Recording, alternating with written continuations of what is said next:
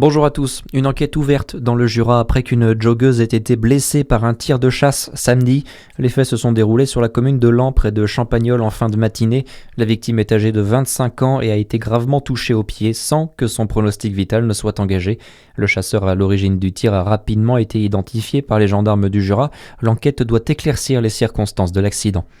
Une entreprise de Saône-et-Loire dans le viseur de l'association Move Enfants, l'association qui avait joué le rôle de lanceur d'alerte auprès du haut-commissaire à l'enfance pour les poupées sexuelles à caractère pédopornographique sur Shein, vise maintenant 10 nouvelles entreprises fabricantes de poupées sexuelles jugées trop juvéniles, dont une située près du Creusot.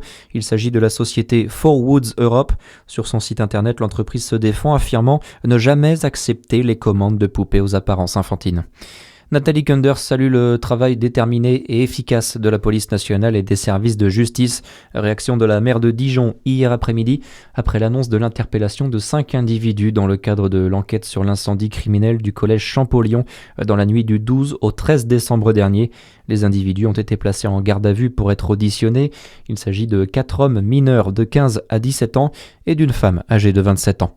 Toujours en Côte d'Or, on connaît les dates de fermeture des magasins Colruyt de Chevigny-Saint-Sauveur et Bretonnière. Ils baisseront tous deux le rideau le 24 février avant de rouvrir sous la bannière Intermarché Contact le 18 mars. Aucun licenciement n'est prévu. Dans le reste de l'actualité, c'est un discours qui sera scruté de très près. Donald Trump doit s'exprimer cet après-midi au Forum économique de Davos, en Suisse, et le président des États-Unis sera bien évidemment très attendu sur la question du Groenland, territoire arctique qu'il veut acquérir à tout prix, le locataire de la Maison-Blanche qui pourrait réitérer ses menaces contre les pays européens. Des pays qui commencent à riposter, Clémence Lobary. Et à commencer par la France, elle demande à l'OTAN d'organiser un exercice au Groenland et se dit prête à y participer. Depuis jeudi dernier, plusieurs pays européens, dont la France, ont déjà envoyé quelques soldats sur place. Changement de ton également d'Ursula von der Leyen. La présidente de la Commission européenne appelle l'Union européenne à rompre avec sa prudence traditionnelle. Selon elle, l'UE doit devenir plus indépendante.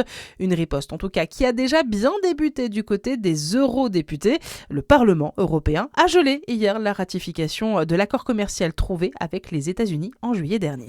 Et face au durcissement du discours européen, la mise en garde de Meta, un haut responsable du géant américain de la Silicon Valley, a estimé qu'il serait particulièrement autodestructeur pour l'Europe de cibler la tech. On termine avec le basket. Ce soir, l'élan Chalon qui entame son top 16 de Ligue des Champions. Et ça commence à 20h30 ce soir par un déplacement sur le parquet de Badalona en Espagne.